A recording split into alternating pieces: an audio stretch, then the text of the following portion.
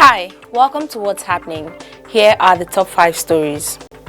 At number 5, the federal government has said Twitter has agreed to set up a Nigerian office in 2022. The Minister of Information and Culture, Lai Mohammed, who disclosed this on Wednesday while answering questions from State House correspondents after a meeting of the Federal Executive Council, added that the over 2-month ban on a social microblogging site will soon be lifted. Mohammed said the Nigerian government had reached an agreement with Twitter in most areas of misunderstanding. Recall that the federal government banned Twitter on June 5, 2021, after it deleted tweets made by President Muhammadu Buhari warning the indigenous people of Biafra. The minister stressed that the federal government's committee negotiating with Twitter would meet on the agreement soon to make recommendations.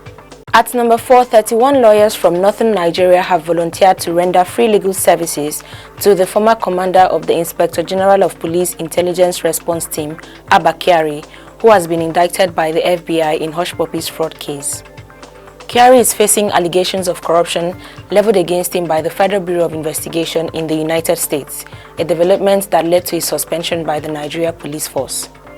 The spokesperson of the Northern Group of Lawyers, Sunusi Bapa Salisu, in a statement on Wednesday, said the volunteer lawyers were drawn across all the 19 northern states and religions.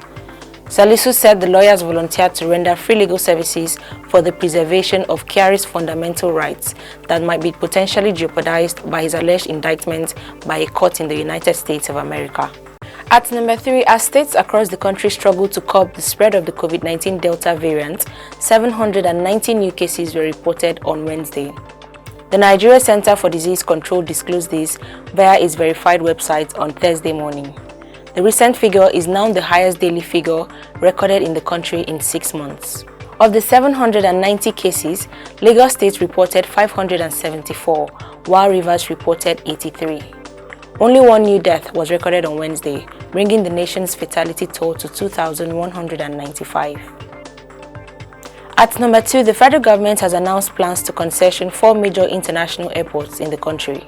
The 4 airports built for concession are the Malam Aminu Kano International Airport, Murtala Mohammed International Airport, Lagos, Port Harcourt International Airport, and Nnamdi Azikiwe International Airport, Abuja. The federal government also promised airport workers under the Federal Airports Authority of Nigeria of no layoffs as it plans the concession. The assurance was given by the Minister of Aviation, Hadi Sirika, on Wednesday at a virtual meeting with aviation stakeholders in Lagos State on Wednesday.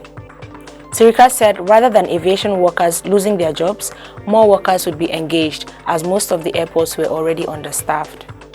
At number 1, the Federal Executive Council has approved the reintroduction of tollgates on some selected dual carriageways across the country.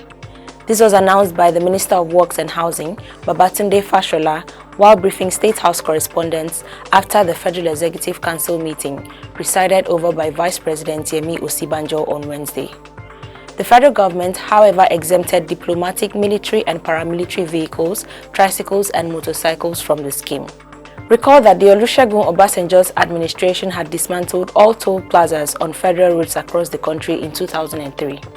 Speaking on Wednesday, Fashola said his ministry presented a memo to reintroduce toll gates on dual carriageways of the 35,000-kilometer federal roads, which the council approved. With the approval, vehicles will be paying between 200 naira and 500 naira toll per trip. Always remember to wear your mask, wash your hands and stay safe. That's all for now. See you next time on What's Happening.